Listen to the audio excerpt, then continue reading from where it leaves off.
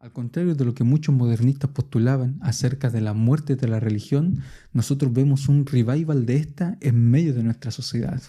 Vemos un pluralismo religioso donde el espiritismo, el misticismo y todo lo que es sobrenatural o paranormal tiene una mayor preponderancia en medio de nuestra sociedad. ¿Qué dice la Biblia acerca de estas temáticas? Lo vamos a estudiar en la lección de esta semana.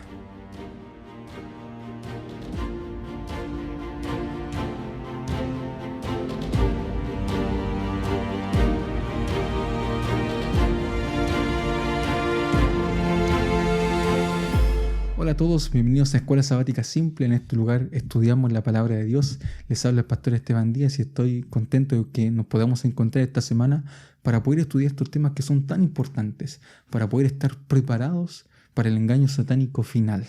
¿Cómo se vendrá el fin? ¿Cuáles serán los engaños de Satanás? Bueno, lo estaremos estudiando en esta lección. Dice el versículo para memorizar, que se encuentra en 2 Corintios capítulo 11, versículo 14 y 15.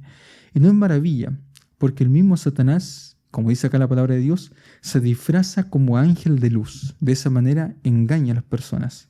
Así que no es extraño si también sus ministros se disfrazan como ministros de justicia, cuyo fin será conforme a sus obras. Satanás procura con todas sus fuerzas que nosotros nos perdamos. Y para eso trata de desviarnos del estudio de la palabra de Dios, para que nosotros no sepamos, para que no conozcamos cómo Él va a actuar en el tiempo del fin y nos dejemos llevar por cualquier corriente religiosa. Por eso tenemos que estar cimentados en la palabra de Dios. Por eso la teología, la doctrina, la creencia es también muy importante y lo tenemos que repasar y lo tenemos que estudiar como lo hemos hecho durante este semestre. Muy bien, vamos a orar para poder comenzar este estudio. Bendito Padre Celestial, te damos las gracias porque podemos estudiar tu palabra. Y queremos rogar tu bendición en medio nuestro, que tú nos puedas dirigir, que tú nos puedas enseñar, que podamos seguir aprendiendo más, Señor, acerca de ti. Bendícenos, Señor, en este estudio con tu presencia. Si hay alguien, Señor, en este momento que no la ha pasado muy bien, que ha pasado por dificultades, yo te ruego que tú los puedas ayudar, que tú le puedas dar fortaleza, Señor. Que al estudiar tu palabra, Señor, podamos recibir fuerzas para poder seguir avanzando, Señor, en esta vida. Bendícelo, Señor, bendícenos en este estudio. Te lo pedimos en el nombre de Jesús. Amén. Vamos a partir entonces con el día domingo, que nos habla acerca del misticismo. Y la lección define el misticismo de la siguiente manera. Desde la perspectiva religiosa, misticismo implica la unión de la persona con lo divino, con lo absoluto, en algún tipo de experiencia espiritual o en algún tipo de trance. O sea, hay una mayor preponderancia en ese encuentro del hombre con Dios, ya sea a través de un trance, ya sea a través de una experiencia, a través de nuestros sentidos o a través de nuestras emociones, que a través de lo que nos dice la palabra de Dios. Es decir, preponderancia para nuestros sentidos, para nuestras experiencias, que para el estudio, para el conocimiento de la palabra de Dios. En eso se basa el misticismo. Por eso el misticismo muchas veces tiene ejercicios que son espirituales, que de alguna manera nos tratan de conectar con Dios, no a través del conocimiento, sino a través de las emociones. Y con eso hay que tener bastante cuidado, porque la tendencia en algunas corrientes denominacionales es a reemplazar la autoridad de la palabra de Dios, la palabra escrita, por las experiencias subjetivas individuales. Y con eso tenemos que tener cuidado. Vayamos a Mateo, en capítulo 7, versículos 21 al 27. ¿Qué nos dice la palabra de Dios? Dice lo siguiente: no todo el que me dice Señor, Señor, entrará en el reino de los cielos, sino el que hace la voluntad de mi Padre que está en los cielos. Muchos me dirán en aquel día: Señor, Señor, ¿no profetizamos en tu nombre echamos fuera demonios, y en tu nombre hicimos muchos milagros? Entonces les declararé: nunca os conocí, apartados de mí, hacedores de maldad. Miren qué interesante lo que nos está diciendo acá la palabra del Señor. En primer lugar, no todo el que me dice Señor, Señor va a entrar en el cielo, sino solamente el que hace la voluntad de mi Padre. Y eso tenemos que tener cuidado, ¿no? O sea, no hicimos milagros, no vivimos experiencias grandiosas, no tuvimos un encuentro grande contigo. No, cuidado. Hay que hacer la voluntad de Dios, hay que hacer lo que está escrito en su palabra. Entonces, Jesús hace una comparación de dos tipos de cristianos, de dos tipos de personas. Estas mismas dos, ¿no? Que decían Señor, Señor. No todo aquel que me dice Señor, Señor va a entrar. Entonces dice el versículo 24, a cualquiera pues que me oye estas palabras y las pone en práctica, lo compararé a un hombre prudente que edificó su casa sobre la roca. Descendió la lluvia, vinieron ríos, soplaron vientos, golpearon contra aquella casa, pero no cayó porque estaba cimentada sobre la roca. La roca siempre va a ser Cristo. Pero a cualquiera que me oye estas palabras y no las practica, la compararé a un hombre insensato que edificó su casa sobre la arena. Descendió la lluvia, vinieron ríos, soplaron vientos y dieron con ímpetu contra aquella casa y cayó y fue grande su ruina. Entonces tenemos que tener cuidado, o sea, podemos construir nuestra casa sobre la roca, sobre el ancla firme que es la palabra de Dios, que es Jesucristo, como centro de toda nuestra creencia y doctrina, o podemos construirla sobre la arena y dejarnos llevar por cualquier viento de doctrina. Tenemos que tener ojo con esto. La doctrina es muy importante, es muy relevante. No da lo mismo, no es solamente ese encuentro espiritual con Jesús, con Dios, ¿cierto? Con lo absoluto, no. Es importante también conocer. El conocimiento es muy relevante en la vida del cristiano. Ahora, ¿por qué es tan importante esto? Porque en el mundo cristiano postmoderno siempre se tiende a minimizar la relevancia de las doctrinas bíblicas. En estas iglesias, ¿cierto?, más postmodernas, se habla acerca del amor, de la comunidad, de vivir, ¿cierto?, unos con otros, de amarnos, de que eso es lo más importante, ese es el gran mandamiento, que os améis unos a otros, pero se pierde un poco el foco en la doctrina correcta. Y acá tenemos que tener mucho cuidado. Sobre todo cuando ya llevamos, ¿cierto?, a experiencias o llevamos, ¿cierto?, nuestra creencia del amor, ¿cierto?, a cosas ya más extremas. Recuerdo una vez que leí un libro del pastor Clifford Goldstein que se llama El Gran Compromiso. El libro trata en sí de cómo cristianos y católicos de alguna manera van haciendo de lado sus diferencias para poder unirse, ¿no? Habla acerca del ecumenismo. Entonces hablaba de algo muy importante al principio del libro, donde explicaba una historia. En esta historia resulta que había una congregación en Estados Unidos que se llamaban los Hijos de Dios y decidieron reunirse con los adventistas. Entonces se entrevistaron pastores adventistas con los Hijos de Dios, con representantes de esta comunidad. Entonces dentro de esta entrevista, ¿cierto?, para poder conversar, hacer un diálogo interreligioso, que no es lo mismo que ecumenismo. Entonces, en este diálogo interreligioso, resulta que este pastor adventista le preguntó a uno de los hijos de Dios, a uno de sus representantes, bueno, ¿y tú cómo conociste el cristianismo? ¿Cómo te hiciste cristiano? Ah, bueno, le empezó a contar. Resulta que yo la estaba pasando muy bien, había perdido a mi casa, mi trabajo, mi esposa, mi familia, había perdido todo, estaba bastante mal, intenté suicidarme, intenté matarme. Hasta que conocí esta comunidad, me acerqué al pastor de los Hijos de Dios y resulta que el pastor me dijo, bueno, pero a ti te hace falta conocer el verdadero amor. Y él como que se extrañó, ¿no? El verdadero amor. ¿Cómo yo obtengo, ¿cierto?, el verdadero amor? Entonces le dijo el pastor, mira, ven, el verdadero amor lo vas a conocer, yo te voy a pasar a mi esposa para que te acuestes con ella y vas a conocer el verdadero amor. Entonces nos cuenta que en ese momento cuando él se acostó con la esposa del pastor, conoció el verdadero amor de Dios. Y esa experiencia espiritual lo llevó a convertirse y a entregarse y ser parte de esta comunidad de los hijos de Dios. O sea, ahí está el cuidado. Y él decía, y ahí experimenté lo que era realmente el verdadero amor de Dios. Pero ¿qué nos dice la palabra de Dios? ¿Nos podemos acercar a su amor a través de este tipo de experiencias? Puede ser, ¿cierto?, esta experiencia espiritual que él vivió, ¿no?, donde realmente sintió, se convirtió y se entregó a Jesús, ¿cierto?, a través de acostarse con la esposa del pastor. Puede ser realmente válida esta experiencia a la luz de lo que nos enseña la palabra de Dios. Y la verdad es que no son las emociones, no son las experiencias. Lo importante es lo que nos dice la palabra de Dios y tenemos que estar bien cimentados en esto. Por eso la doctrina es importante y debemos conocerla.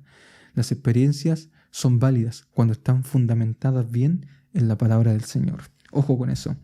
Día lunes, experiencias cercanas a la muerte. Ya hablamos acerca del misticismo y de esta experiencia cercana a la muerte.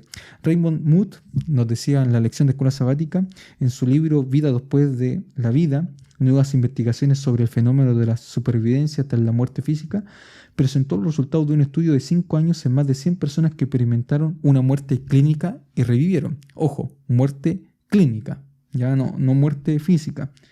Entonces dice lo siguiente, estas personas afirmaron que habían visto un ser de luz amoroso y cálido antes de volver a la vida. Y se ha considerado esto, cierto, ver este ser de luz antes de volver a la vida, todos lo vieron, como la evidencia de la supervivencia del espíritu humano, ¿no? A través de mi espíritu yo logré ver a este ser de Dios. Y estas experiencias cercanas a la muerte, donde veo un túnel y veo al ángel de luz, son muy frecuentes en las personas. Y es una creencia popular de que realmente existe un alma. Otro engaño más satánico. ¿Qué nos dice la Biblia acerca de lo que realmente experimentaron la muerte? Por ejemplo, en Juan capítulo 11 nosotros tenemos a Lázaro. Lázaro fue uno de aquellos que murió. ¿Y qué nos dice la Biblia acerca de Lázaro en Juan capítulo 11? Nos dice que estuvo realmente muerto porque pasaron varios días, 4 días, y ya su cuerpo se estaba pudriendo. ¿Qué dijo Lázaro cuando volvió a la vida?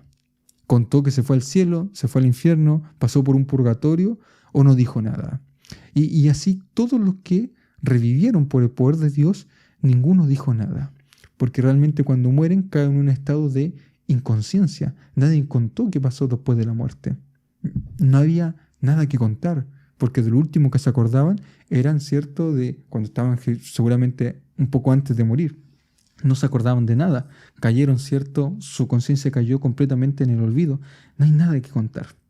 Entonces, esto es lo que nosotros tenemos que tener ojo, tenemos que tener cuidado. ¿Qué pasa entonces con la experiencia de las personas de hoy? ¿Ya? ¿Qué pasa? El pastor de la lección nos menciona lo siguiente. Entonces, ¿qué pasa con aquellas personas que pasaron por esta experiencia, vieron el túnel, vieron el ser de luz? ¿Qué es realmente todo eso? En primer lugar, puede ser una alucinación psicoquímica natural bajo condiciones extremas. Claro, estoy muriendo. Una alucinación de último momento, algo para darme paz, para darme esperanza de aquellas convicciones que yo tengo profundamente arraigadas en mi mente, o puede ser una experiencia satánica, engañosa y sobrenatural. O es el mismo Satanás que en ese último momento trata de engañarnos para que nosotros, ¿cierto?, creamos estas cosas, las comentemos a los demás y finalmente vivamos contando un engaño. Vivamos con ese engaño, que fue nuestra experiencia, ¿no? Y ojo nuevamente con esto, la experiencia, ¿no? La experiencia por sobre la palabra de Dios es el peor error que pueden cometer las personas cristianas. Tenemos que tener ojo con eso. Día martes, vamos a hablar un poco acerca de la reencarnación. Reencarnación. Los que creen en la reencarnación sostienen que esa alma inmortal pasa por muchos ciclos de muerte y renacimiento del cuerpo y nuevamente a la tierra. Algunos creen que la reencarnación es un proceso de evolución espiritual que permite que el espíritu alcance niveles cada vez mayores de conocimiento y moralidad en su viaje hacia la perfección absoluta. Los hindúes creen que el alma pasa por una progresión de conciencia o samsara, o 6 clases de vida, primeramente acuática, plantas, reptiles, insectos, aves, animales y seres humanos, incluyendo a los ciudadanos del cielo. O sea, voy evolucionando, voy creciendo, voy desarrollándome, por eso voy reencarnando. Bueno, ¿qué dice la palabra de Dios nuevamente frente a estas enseñanzas, ¿no?, y a estas creencias comunes dentro de nuestra sociedad, ¿no? El karma. No vamos a reencarnar, ¿no? Tienes que portarte bien porque si no puedes reencarnar, ¿cierto?, en un animal. Bueno, Hebreos capítulo 9, versículo 25 al 28. Los hombres mueren una sola vez. No hay más. No hay más. Solamente hasta la resurrección final de Jesucristo o hasta la resurrección final de condenación. 1 Pedro 3:18. Cristo padeció una vez por los pecados. ¿Cuál es el problema de creer en la reencarnación? Si la Biblia nos deja claro, ¿cierto?, que hay resurrección y no reencarnación. El problema de creer en la reencarnación es creer, ¿cierto?, en un ciclo de sufrimiento sin fin. Es un círculo. Es el mito del eterno retorno, es la vida secular donde yo vuelvo al mismo punto de partida en el cual comencé. Por lo tanto, mi vida puede ser un sufrimiento continuo, ¿no? Constantemente tenemos que sufrir en la vida. Ver la vida, ¿cierto?, de manera circular es ver un ciclo, ¿cierto?, que no acaba nunca, donde soy castigado completamente. Al contrario, el pensamiento hebreo no es una vida circular, sin fin, que da vueltas, sino es un pensamiento lineal. ¿Qué quiere decir esto? Que tiene un final de la historia. No es un ciclo sin fin, sino hay un final. Y no solamente hay un final, sino también hay un propósito de la historia. El propósito de que Dios quiere revelarse y Dios quiere salvar a la humanidad. El final de la historia cuando Cristo venga a esta tierra. Es decir, hay un propósito, hay una finalidad. Esto es el historicismo, ¿no? Vamos hacia el cumplimiento de algo. No vamos en un ciclo dando vueltas sin fin, sino algo va a ocurrir al final. Hay un final de la historia. Y ese es el pensamiento bíblico, ese es el pensamiento hebreo que nos muestra la palabra del Señor. Día miércoles. Ya pasamos la reencarnación. Es algo, cierto, que no tenemos por qué creer, que no tenemos, cierto, por qué predicar, cierto. No hay una reencarnación. Los hombres no reencarnan en animales ni en nada. Entonces vamos ahora al culto a la nigromancia y a los antepasados. ¿Qué es tan común? Nigromancia viene de necros, que significa muerto, y manteia, que es adivinación, ¿no? Adivinación a través de los muertos. La nigromancia es una forma de convocar a los espíritus activos de los muertos para adquirir conocimiento, a menudo sobre acontecimientos futuros. Y quizás el ejemplo más común que nosotros encontramos en la palabra del Señor está en el primer libro de Samuel, capítulo 28, ya cerca del final, donde encontramos la historia de Saúl. Saúl, que estaba desesperado. Ya Samuel había muerto, y todo Israel lo había lamentado y lo había sepultado en Ramá, su ciudad. Saúl había expulsado de la tierra a los encantadores y a los adivinos, porque Saúl sabía lo que era lo correcto. Entonces, ¿qué pasó acá? Dice que se reunieron pueblos filisteos y vinieron a acampar a Sunem, mientras Saúl reunió a todo Israel y acampó en Gilboa. Cuando Saúl vio el campamento de los filisteos, tuvo miedo, se turbó sobremanera su corazón. Consultó a Jehová, pero Jehová no le respondió ni por sueños, ni por el Urim, ni por los profetas. Entonces Saúl dijo a sus criados: buscadme una mujer que tenga espíritu de adivinación para que vaya a consultar por medio de ella. O sea, estaba haciendo lo que él mismo había desechado. Y fíjense lo que sigue ocurriendo, la historia. Sus criados le respondieron: aquí en Endor hay una mujer que tiene espíritu de adivinación. La pregunta es, ¿cómo sabían estos hombres? ¿Cómo sabían sus siervos? ¿Habían consultado antes? ¿Habían ido sus familiares? ¿Se pasaron el dato? ¿Seguía adivinando de manera secreta? Y aún, cierto, los israelitas o parte de los israelitas consultaba todavía a los muertos. ¿Seguía siendo una práctica común a pesar de que el rey había tratado de echar a todos? Bueno, con tal que le dijeron eso. Entonces, ¿qué hizo Saúl? Se disfrazó Saúl poniéndose otras vestiduras y acompañado por 2 hombres se llegó de noche a aquella mujer y le dijo: te ruego que me adivines por el espíritu de adivinación y hagas venir a quien yo te diga. La mujer le respondió: bien sabes lo que Saúl ha hecho, cómo ha extirpado de la tierra a los evocadores y a los adivinos. ¿Por qué pues me pones esta trampa para hacerme morir? Entonces Saúl le juró por Jehová: vive Jehová, que ningún mal te sobrevendrá por esto. La mujer dijo: ¿a quién te haré venir?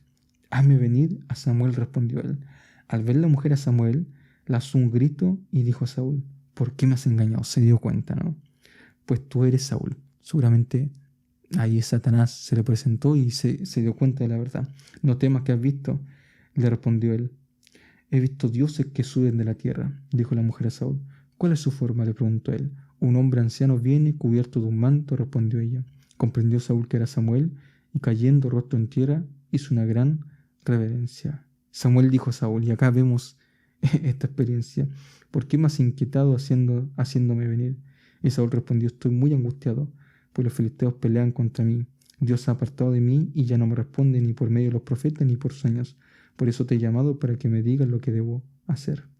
Samuel le respondió: ¿para qué me preguntas a mí si Jehová se ha apartado de ti y es tu enemigo? Jehová te ha hecho como predijo por medio de mí, pues Jehová ha arrancado el reino de tus manos y lo ha dado a tu compañero David. Como tú no obedeciste a la voz de Jehová ni atendiste a la voz de su ira contra Amalec, por eso Jehová te ha hecho esto hoy. junto contigo Jehová entregará a Israel en manos de los filisteos. Mañana estaréis conmigo, tú y tus hijos. Jehová entregará también al ejército de Israel en manos de los filisteos. Miren lo que le está diciendo. O sea, aparte de profetizarle el mal, aparte de decirle, ¿cierto? Y de matar toda esperanza que quizás tenía Saúl, eso hace el enemigo, ¿no? Nos mata todo tipo de esperanza. Nos dice, ¿cierto? Lo mal que estamos. Más encima le dice, ustedes se van a reunir conmigo, es decir, van a morir. Le predice, ¿cierto?, su muerte. Y claro, era lo que iba a acontecer. Ahora, obviamente esto no venía del Señor. Obviamente este es un engaño satánico. Y Saúl está cayendo bajo porque Saúl está desesperado. Cuando nosotros caímos en desesperación, ahí el enemigo se aprovecha de nosotros. Cuando nosotros, ¿cierto?, estamos desesperados por la muerte de un familiar, por la muerte de un ser querido, de un amigo, ¿no?, de alguien cercano a nosotros, el enemigo se aprovecha. Saúl estaba desesperado porque tenía la guerra enfrente, no podía hacerle frente a la guerra y a la vez también, ¿cierto?, no saber qué va a acontecer, qué tiene que hacer, porque el Señor siempre se manifestaba al rey y le decía cómo tenía que hacerlo para poder obtener la victoria. Pero Saúl definitivamente estaba, ¿cierto?, desesperado. Entonces, nosotros vemos que la experiencia de Saúl es un engaño satánico. ¿Por qué las personas caen en esto? Por la desesperación, al igual que Saúl. Porque estamos desesperanzados, porque nos sentimos perdidos, porque estamos sufriendo, porque no la estamos pasando bien y muchas experiencias así. Es decir, nosotros vemos, ¿cierto?, cómo cuando las personas pierden a un ser querido, pierden a alguien que quieren harto, el enemigo inmediatamente trata de engañarlas. Yo recuerdo a mi madre, cuando murió mi abuelito, ella tuvo un sueño. No fue que se le pareció Satanás, sino que tuvo un sueño, y en ese sueño ella me mencionaba que veía a su padre, que le hablaba y le decía, hija, ven acá, acércate acá. Como mi madre era creyente, en ese sueño, ¿cierto?, decidió no acercarse. Y solamente fue esa vez. Cuando nosotros hacemos caso, ¿cierto?, a la voz del Señor y obedecemos, nunca más volvió a soñar lo mismo, nunca más pasó nada. Tengo una experiencia de una hermana que conocí acá donde yo trabajo, que me dijo que cuando murió su esposo, ellos habían estado estudiando la Biblia, están haciendo un grupo pequeño, su esposo no se alcanzó a bautizar, no alcanzó a hacer ese compromiso, pero porque estaba mal, porque estaba postrado ya, pero en su corazón había aceptado la verdad y había aceptado al Señor a Jesús como su Señor y Salvador. Y resulta que cuando ya falleció, había pasado todo, ella se quedó en su casa, entró a su cuarto, se metió en su cama, ella sintió en ese momento, que se levantaba la frazada y se acostaba su esposo con él y le hablaba. Entonces en ese momento, cuando ella sintió que se acostó con él, ella dijo, no es mi esposo, no puede ser mi esposo. Le dijo, sale de acá, no me moleste, en el nombre del Señor, déjame sola, esto no es verdad. Cuando nosotros hacemos eso, porque ella estaba desesperada, es decir, ella extrañaba a su esposo, era su ser querido con quien había compartido tanto tiempo, lo amaba y quería estar con él. Y el enemigo se le apareció porque ésta lo vivió, fue una experiencia real. Entonces, cuando nosotros, ¿cierto?, decimos que no a aquellas cosas que no creemos, que apartamos en el nombre de Jesucristo, ya no nos molesta nunca más. Pero el problema está cuando nosotros empezamos a dialogar, cuando en nuestro sincero amor, en nuestro sincero cariño, empezamos, ¿cierto?, a aceptar todo esto. Que me visite mi esposo, que me hable mi hijo que falleció, que lo estoy viendo, que él me está cuidando, que él está cerca mío, que viene todas las noches a conversar conmigo, que me dice que está bien, que me habla. Todas esas cosas son personificaciones del enemigo que se le aparecen como los seres queridos a las personas. Y acá tenemos el último peligro, ¿no? No es solamente la nigromancia, no es solamente de ver a los muertos, de consultar a los muertos acerca de las cosas que van a acontecer en el futuro, sino, cierto, que Satanás se personifica en otras personas y se les aparece para poder engañarlas. El versículo para memorizar era que el mismo Satanás se disfraza de ángel de luz para poder engañar. Y eso es lo que hace Satanás, disfrazarse. ¿Cómo nosotros podemos hacerle frente a todo esto? Bueno, Efesios capítulo 6, versículos 10 al 18 nos dice que nosotros no tenemos lucha contra carne ni sangre, sino contra principados, contra potestades, contra las huestes angelicales malignas, ¿no? Contra estos espíritus demoníacos. Y la única manera para poder hacerle frente a todo esto es con la armadura de Dios. Tenemos que tener puesta la armadura de Dios. Tenemos que tener la oración. Tenemos que tener la palabra, que es la espada, que nos ayuda a vencer. Es la única manera para que nosotros no podamos ser engañados en el tiempo del fin. Pero si nosotros tenemos la Biblia, porque no solamente tenerla, sino estudiarla, escudriñarla, hacerla nuestra, ¿cierto? Devorarla cada día, saber cuáles son sus verdades, saber cuál es la teología correcta, saber, ¿cierto?, cuál es la creencia adecuada. Porque si yo interpreto la Biblia en base a mis experiencias, en base, ¿cierto?, a mis prejuicios, en base a lo que yo creo que es correcto, yo puedo, ¿cierto?, desarrollar una teología errada y puedo ser engañado en el tiempo del fin. Porque Satanás también usó la Biblia, ¿no? También dijo escrito está, pero distorsionó el sentido de la palabra de Dios. Y eso hacemos nosotros cuando nos basamos en base a nuestros prejuicios, preconceptos y en base, ¿cierto?, a nuestra experiencia. No podemos hacer todo esto, ¿no? Tenemos, ¿cierto?, que ir a la palabra de Dios con la teología adecuada, con el escrito está, ¿cierto?, con la investigación, ¿cierto?, que nos dice que tenemos que comparar versículo por versículo para saber la verdad, para no ser engañados. Bueno, Isaías capítulo 8, versículo 9 nos dice que para no ser engañados tenemos que comparar, ¿no? Precepto con precepto, mandato con mandato, un poquito de aquí, otro poquito de allá. De esa manera nosotros estudiamos completamente la palabra del Señor, aplicamos el principio de solamente la Escritura y vamos descubriendo qué es verdadero y qué es cierto puede ser un engaño del enemigo en el tiempo del fin.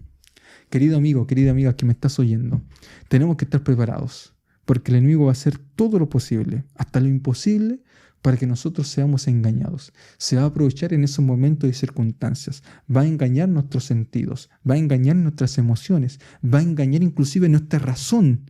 Nuestra razón la va a engañar.